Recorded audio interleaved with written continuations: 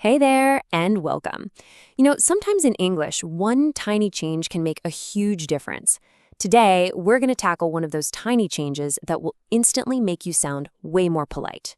We're diving into the difference between like and would like. And trust me, getting this right is a game changer for expressing what you want without sounding, well, too pushy. Let's jump right in. So, do you want to sound more polite in English? I'm going to go out on a limb and say yes. It's something pretty much every language learner aims for, right? Well, the great news is there's a super simple trick to it, and that's exactly what we're going to cover right now. Okay, so it all boils down to one little switch. We're talking about taking a word you probably use all the time and swapping it out for a phrase that just sounds a lot softer and, frankly, a lot more polite. So take a look at this. On one hand, you have I want coffee. On the other, I would like a coffee. Now, here's the thing. Both are totally correct. I want coffee isn't wrong, but can you feel the difference? I would like a coffee just has a softer touch. It's more polite, right? This little phrase is your golden ticket for ordering things, making requests, basically for sounding a whole lot smoother in conversation. All right, so how do we put this into practice? You might be thinking, oh great, a grammar rule. But don't worry, it's actually not complicated at all. There's a dead simple formula you can use every single time.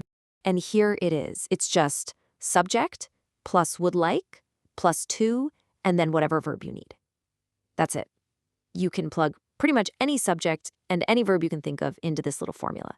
It's super versatile and lets you say what you want to do, but in that nice, polite way. Let's look at a real example. Imagine saying, I want to go out tonight. It's a little demanding, But if you say, I would like to go out tonight, it's suddenly a much softer suggestion. See the difference? It completely changes the tone.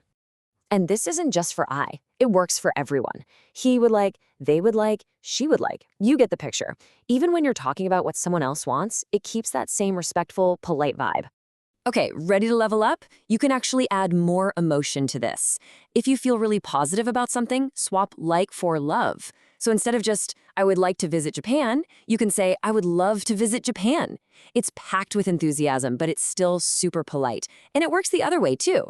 I would hate to be late is a really strong way to say you don't want something, but without coming across as rude. Okay, so making statements is one thing. But what about asking questions? This is where would like is honestly a secret weapon. It's perfect for making invitations or offering things in a way that's super friendly and not at all pushy. Here's a classic you've probably heard. What would you like to do? It's the perfect question for making plans. Why? Because it's open, it's polite, and it kind of hands the control over to the other person. It just feels so much better than the super direct, what do you want to do? And here's another great one, this time for an invitation. Would you like to join us? It's such a gentle way to ask. It gives the other person a really easy out. They can say yes or no without feeling pressured at all. This is like a fundamental piece of polite social English. Okay, everybody, listen up because this next part is maybe the most important thing we're going to talk about. We're about to nail down the key difference between using just like and using would like. This is the spot where a lot of people get tripped up, so let's clear it up once and for all. Okay, let's break this down. Like is for your general tastes, things that are just always true for you. If you say, I like coffee, it means you're a coffee person. You enjoy it as a general rule. But I would like a coffee is for a specific moment. It means I want one right now. See that? Like is for always. Would like is for right now or some specific time. That's the main idea you need to remember. And knowing that helps us avoid a really common mistake. You wouldn't say, I would like coffee every day. Why? Because every day points to a general habit, a thing that's always true. So for that, you just need, I like coffee.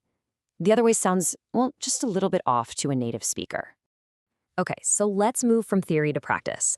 I've got a couple of really clear, real-world scenarios that will make this whole general versus specific thing click. All right, first up, I like traveling. Simple, right? This is a general statement. It's about you, your personality. It means that traveling is one of your hobbies. It's not about any one particular trip. And now, check this out. I would like to travel to Italy next year. Bam! See that? This is not general at all. It's a specific desire. You have a place, Italy. You have a time, next year. That's the whole difference in a nutshell.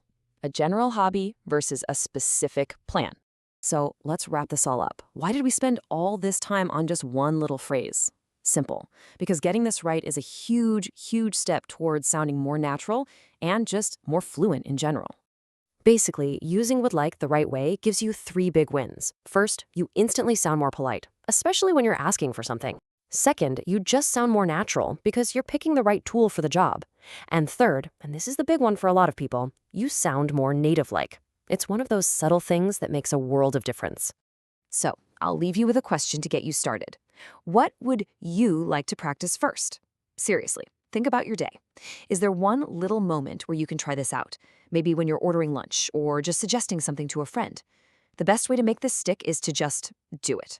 Thanks so much for joining me.